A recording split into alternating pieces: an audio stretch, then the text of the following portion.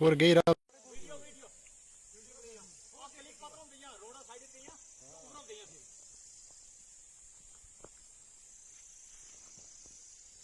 कोई एमएलए हमारा नहीं है, कोई ये मिनिस्ट्री हमारी नहीं है, कुछ नहीं है। मौतें यहाँ हो रही हैं, डिलीवरियां यहाँ हो रही हैं, हमने पालकियों में जाना पड़ता है, डेड बॉडियों को उठा करके लाना पड़ता है, लेकिन कोई यहाँ पर हमें फैसिलिटी नहीं है।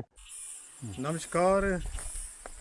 आज झाजका में डिलीवरी थी 2 दिन पहले। तो रोड की कंडीशन, निचले वाली रोड जो है बलारा रोड, उसकी कंडीशन ये है। अभी हम रोड में खड़े हैं तो झाजका जो इधर से कम 5 किलोमीटर ऊपर हाइट में है। हमारी जो रोड है पनेजा टू झाजका वाया कोठी पाई, कोठी बाला टू शकला, उसकी डीपीआर बनी है। 4th फेज़ में उसका डीपीआर बनी है, लेकिन अभी तक उसका कोई आता पता नहीं है। अभी देखो हमने 5 किलोमीटर पालकी लेके जा रहे हैं रोड की कनेक्टिविटी ना होने की वजह से। तो ये प्रॉब्लम हमारी, लेकिन गवर्नमेंट कहाँ सोई है, डिपार्टमेंट कहाँ सोए, रोड का कोई पता नहीं है। 7 एमएलए की ये ड्यूटी थी, उन्होंने इस इलाके को नहीं देखा, इस गांव को नहीं देखा।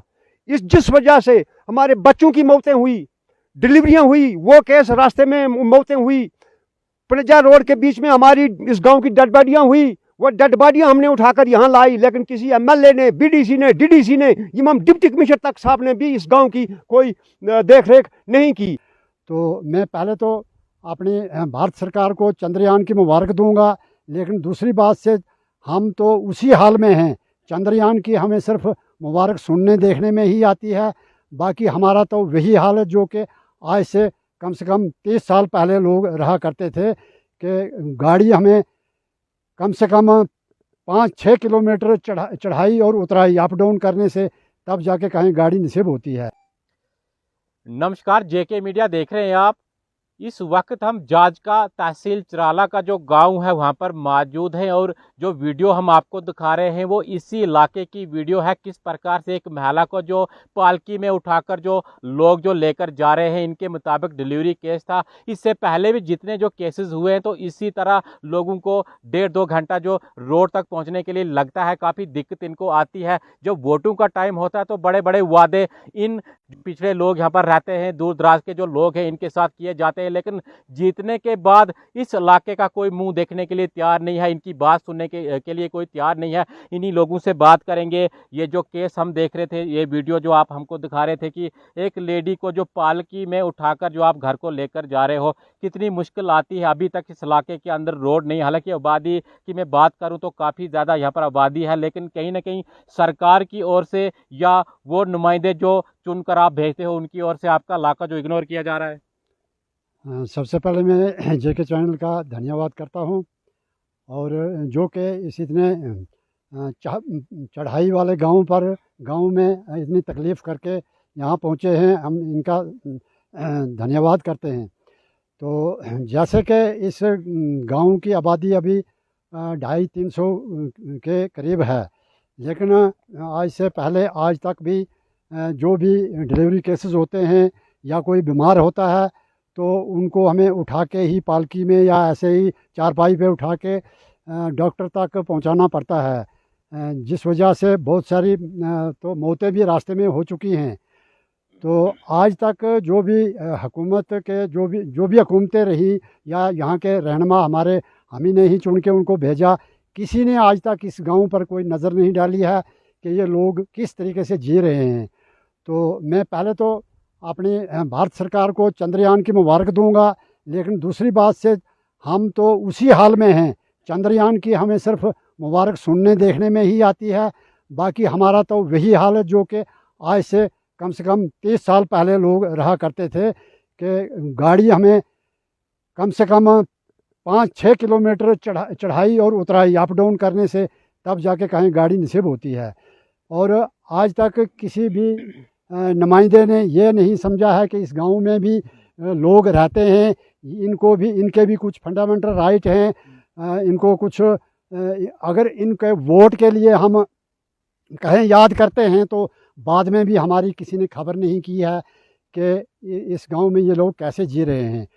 तो जैसे कि गवर्नमेंट ने बहुत अच्छे प्लान बनाए, एक बनाया पहले बैक टू विलेज में उन्होंने 3 फेज़ बनाए 3 फेज़ में से हमने एक फेज़ पे अपने विजिटिंग अफसर साहब को यहाँ पे गांव में इनको पहुँचाया और उनसे अपने पूरे हालात से वागुजार किया।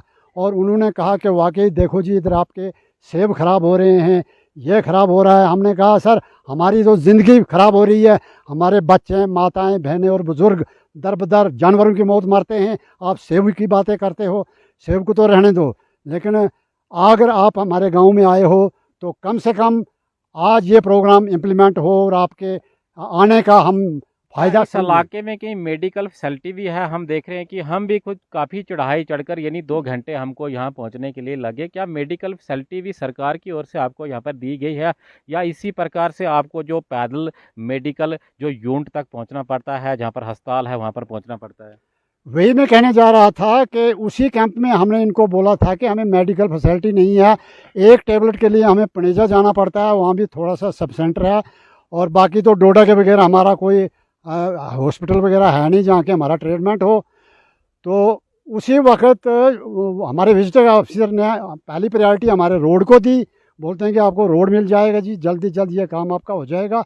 उसके बाद उन्होंने कहा यहाँ एक सब सेंटर दिया जाएगा, आप उनके लिए कोई यहाँ पे किराए पर कोई बिल्डिंग, मैंने कहा बिल्डिंग उतनी बड़ी बड़ी तो नहीं है लेकिन मिल जाएगा। यहाँ तक उन्होंने हमें आश्वासन दिया कि आपको हम जल्द जल्द ये मेडिकल का क्या बोलते हैं उसको सब सेंटर दिया जाएगा, लेकिन आज तक कोई सब सेंटर यहाँ नहीं हुआ।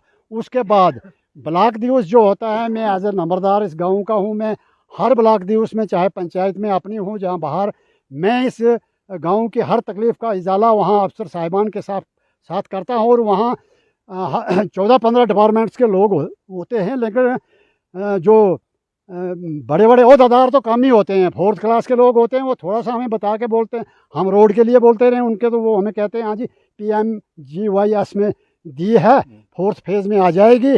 उस 4th फेज़ का वेट करते करते अब मेरी उम्र तो 63 साल हो रही है। मुझे तो उम्मीद नहीं कि मेरी नज़रों में या मेरे ज़िंदा होते हुए यहाँ रोड या सर्वे भी हो।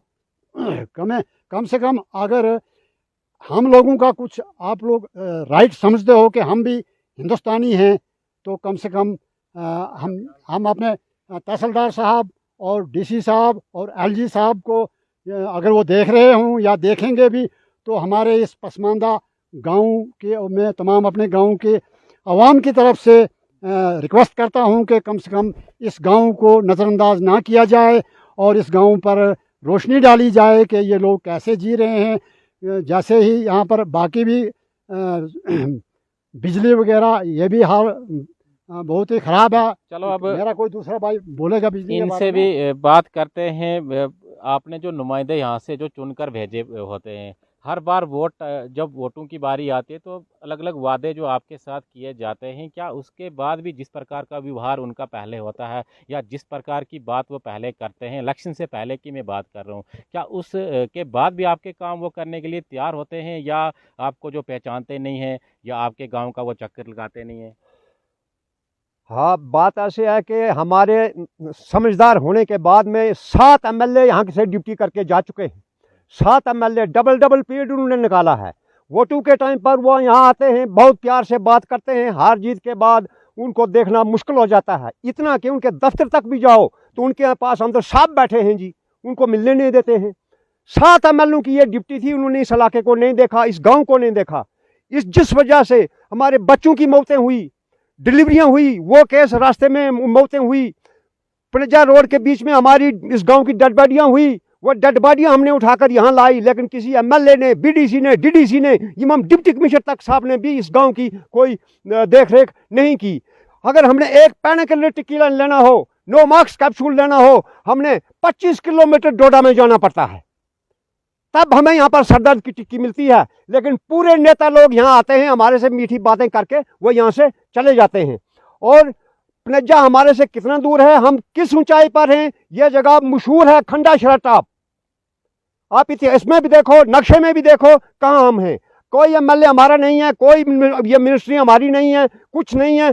मौतें यहाँ हो रही हैं, डिलीवरियाँ यहाँ हो रही हैं, हमने पालकियों में जाना पड़ता है, डेड बॉडियों को उठा करके लाना पड़ता है, लेकिन कोई यहाँ पर हमें फैसिलिटी नहीं है। सबने देखा हुआ है, चंद MLA ने काम किया होगा, नाम लेने की जरूरत नहीं है। उन्होंने कहीं चराला का रोड दिया होगा, बलारा का रोड दिया होगा, लेकिन इस जगह को कोठी झाजका में रोड नहीं दिया है। युवा में एक चीज और भी गाँव है, हम अपनी ही तारीफ नहीं करेंगे या कमजोरी नहीं दिखाएंगे, दोची ढल्ला भी ऐसे रह गया है, लेकिन कोई भी नहीं करता है। बिजली हमारी देखो, जैसे खीरा बेल के साथ लटकता है वैसे हमारे पोल जो है तारों के साथ लटके हुए हैं। बिजली वालों के पास जाओ तो ये कुर्सी पर रखे हुए हैं, हो जाएगा जी हो जाएगा, कुछ नहीं होता है। अब बात जो है हमेशा गुस्ताखी पर आएगी, अब के बार भी तो वोट लेने आएंगे। जय हिंद। हाँ बिल्कुल सही इनका कहना है, क्योंकि ये झाज का जो इलाका हम आपको दिखा रहे हैं काफ़ी जो पिछड़ा हुआ इलाका है और किस प्रकार की डेवलपमेंट आपको यहाँ दिखेगी। अभी तक इन लोगों को रोड नहीं है और जो वीडियो हमने आपको दिखाई ये इसी गांव की वीडियो है। तकरीबन 2 घंटे पैदल चलकर इन लोगों को जाना पड़ता है। कोई भी यहाँ पर जो डिलीवरी हो या कोई मरीज़ हो उसको उठाकर जो रोड तक पहुँचने के लिए 2 घंटे इन लोगों के लिए यहाँ से लगते हैं, लेकिन कोई भी इनकी सुध लेने के लिए तैयार नहीं है। बड़े बड़े वादे किए जाते हैं, उस वक्त उनका चेहरा कुछ और होता है। जब वोट लेने की बारी होती है उसके बाद कोई इनको पहचानने के लिए तैयार नहीं है। और ये गांव मैं एक बार फिर से आपको दिखा रहा हूं, झाजका का गांव है जिसको जो गवर्नमेंट की ओर से, जो एडमिनिस्ट्रेशन की ओर से टोटली इग्नोर किया गया है। आप देखते रहिए जेके मीडिया। धन्यवाद।